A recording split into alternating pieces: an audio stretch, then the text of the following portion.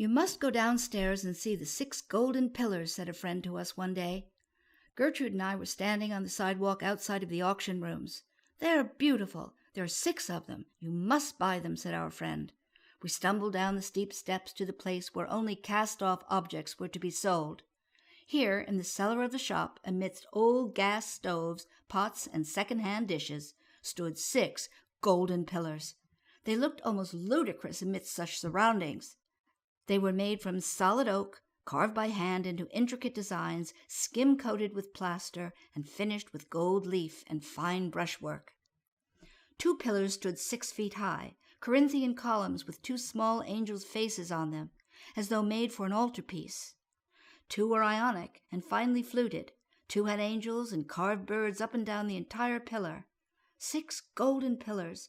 Had they come from Greece or Rome, and who had brought them here? I was no longer a novice, so Gertrude left me to do the bidding, and being alone, I hid myself behind a gas stove and waited.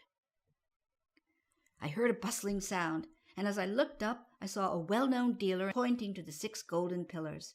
He had with him a shabby man with baggy trousers, unshaven face, and slovenly manner. He looked like an old clothes vendor straight from the slums. The dealer walked up and touched the pillars lightly with his fingers, and turning to the old vendor said, "Buy these." My heart sank, as I knew that there was limitless capital behind this dealer. He merely said, "Buy these," and disappeared. He had not seen me behind the gas stove. At last the auction started. The room was only partially filled. The auctioneer pointed to the 6 golden columns, but the old clothes vendor and I were the only ones interested. I had reached my top figure. He outbid me. As my heart sank with me, I thought, "It's a game, and I will play it." So, with grand bravado, I raised my hand for another bid, as though price were nothing to me, and waited.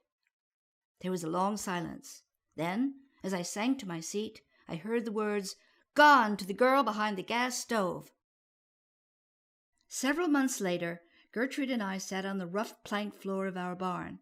A carpenter was helping us unpack the gold pillars, taking them out of their excelsior-lined box and setting them on the splintered wood floor, when a neighbor came in the low door. "What are you doing here?" she said curiously. We pointed with pride. "They're 6 gold columns." "Gold?" she repeated. "Yes," I said, "pure gold leaf. The columns are hand-carved. They are to be built in here." "Here?" she exclaimed, her eyes roving about the large, dark barn. The horses and pigs were gone, but the smell seemed to linger on. "We will build a fireplace here in the center of the house," I explained. "The other 2 pillars are to go next to the fireplace, supporting an arched doorway." "Here?" my neighbor exclaimed. "Why, this is an old barn. You couldn't mean here."